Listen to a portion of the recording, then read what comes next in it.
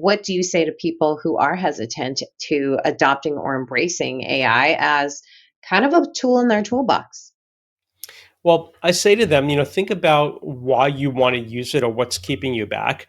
One thing I always say over and over, software doesn't necessarily solve a problem. It can help, but it's the people that help have to come up with that strategy, right? To say, okay, what problem am I actually trying to solve? And Yeah, so, I think there certainly are people. I mean, look, copywriters, you don't hear about them as much anymore. They're still relevant, they're still important.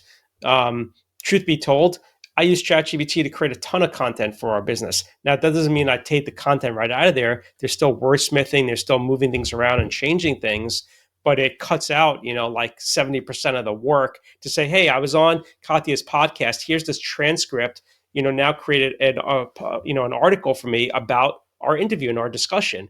And so it's our conversations, our language that's being used to help drive that, but it's technology that's just doing all that synthesizing of information and putting yeah, and packaging it all together, right? And so, but I think it also is, and this is kind of funny, right? So this isn't a quick story, but aside from everything, my wife, who's not in corporate or in business, she actually doesn't work, but we were talking about ChatGPT for a while, and she never used it, never really knew what it was. And she started kind of using it, and she uses it now for everything. And the most like funny, ridiculous things, like she like walks dogs, she's it's something she does. And so, one of our clients wanted her to come by, and it was like last minute. She's like, I don't know how to like respond or whatever. And she used ChatGPT to like, write a message that didn't come across too harsh. I'm like, that's hilarious that you're using it for like these like things, or she like, come up find recipes. I'm like, yeah, she's like, oh, I found it on ChatGPT. And I'm like, I never thought of using ChatGPT to find recipes, it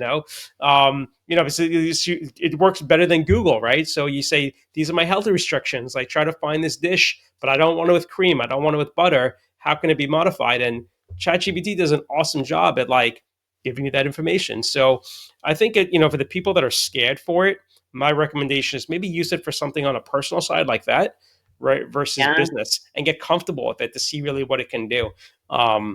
So yeah, so I don't know. I think it's different for everybody, but it's something that is not shouldn't feel overwhelming, because it's a simple tool to use, but it's also could like draw you in easily too, right? Because Yeah. it's so easy. You could be like, you look up and you're like, oh man, I've been on this tool for 3 hours on this app, just